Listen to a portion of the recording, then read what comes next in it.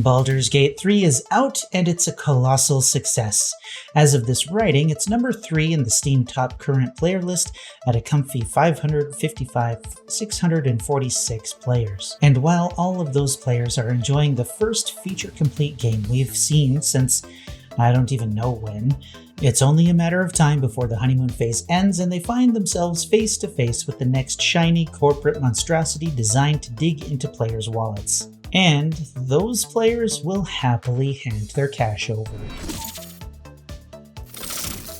It's absolutely true that AAA Studios are angry at Larian Studios for rocking the boat and making a game that gives players a fantastic game without the expectation of needing to buy the rest of the experience that the developers deliberately left out.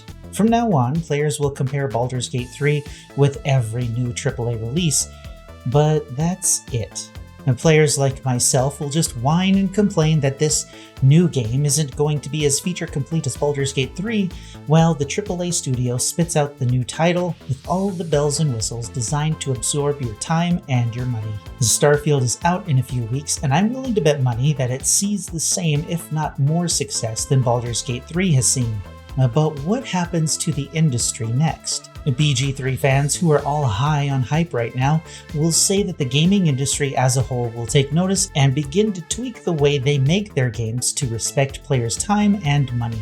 Unfortunately, they're all delusional. Larian made Baldur's Gate because they wanted to make a game they loved. The big studios make games because they want to make money. They don't care about your gaming experience, they care about your wallet. It's too early to really do numbers, but if the research can be done, we'd find that Larian will make a certain amount of money from BG3 sales, but those sales are only a single purchase. That will be all the money that the company will get from players in a single sale. I, just like every other gamer right now, absolutely love this. We love the fact that we've gotten a feature-complete game for the first time in several years. But if you compare the profit that Larian makes from Baldur's Gate 3 to any mobile game or some other microtransaction-ridden monstrosity, you'll find the profit is too good for a company to ignore. So what will a company run by the greed monster choose to do? Provide players with a feature-complete experience that pleases players but generates a low profit margin? Or a time and money vacuum that's cheap and easy, like my wife? 2024 is right around the corner, and I can't think of any games that I'd be looking forward to besides the far distant Ashes of Creation. The majority of BG3 players will move on to Starfield when it's released, and then I imagine that for the majority of 2024, players will just be jumping between their favorite games while the industry does what it always has done and tries to capture those players through new and exciting games slated to be released in the next 5 years. I mentioned in an earlier video that Baldur's Gate is a good game that won't change the industry, and this is why. Eventually, you and every other gamer out there will stop playing Baldur's Gate 3 and purchase a new game. That new game is going to have microtransactions, be it from DLCs, a cash shop, or a battle pass. Because those gamers buy those games and pay for those microtransactions, they're telling the gaming industry and the corporate overlords that they don't actually care about getting a feature-complete game. Players just want a new game. The only way Baldur's Gate 3 can change the industry is if it teaches every player that plays it that the AAA companies don't deserve their money, and then those players refuse to purchase anything from those companies that use those shady gaming practices. But they won't. Players will buy the next shiny game from the greediest of companies with a smile on their face because they don't actually care about the good of the gaming industry. They only care about their own entertainment. And that's perfectly fine. There's nothing really wrong with that. But anyone saying that BG3 should change or can or will change the industry needs to realize that it's not a single game that changes the gaming industry. It's the players collectively saying they won't accept halfway finished games that don't work on release. And players that won't buy battle passes and garbage from the store that should simply be free in the game. The players are the ones that will dictate whether the industry changes as a result of Baldur's Gate 3 being such an amazing game. And until players choose to stand up to the greedy corporate overlords of the gaming industry, nothing is actually going to change. Starfield is the next big game on the horizon, and there are a lot of people ready to dive into the game.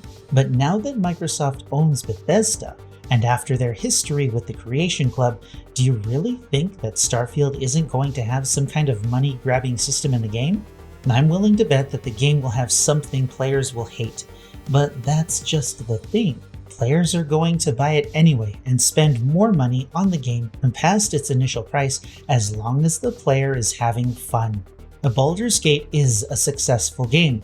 It has a rich story and high replayability with a full experience that we haven't seen in years. But it will not change the gaming industry because players will not let it. All it's going to take to break those players is some new shiny game from a greedy corporation to make players forget about BG3 and start throwing their money at the new greed game. But maybe I'll be proven wrong this time.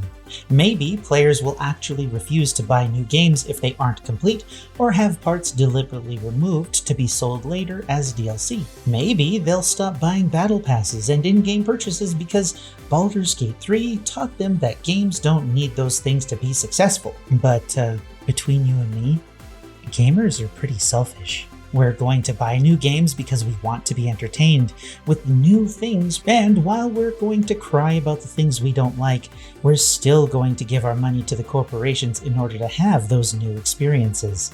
We are the reason Baldur's Gate 3 is an anomaly. Because we've accepted the BS that companies have fed us for years, and they've learned that we'll buy pretty much anything for the chance that it'll be good.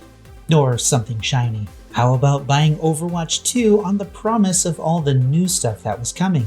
How did that work out for you? Gamers don't have the strength to stand up to the corporations and refuse to buy their BS, and the corporations know it. This is why Baldur's Gate 3 can't change the gaming industry. Only the players can. Then that means, if you really want the gaming industry to change, what are you willing to sacrifice for that? Let me know your thoughts in the comments below. I'm sure it's going to be a lot of fun to read.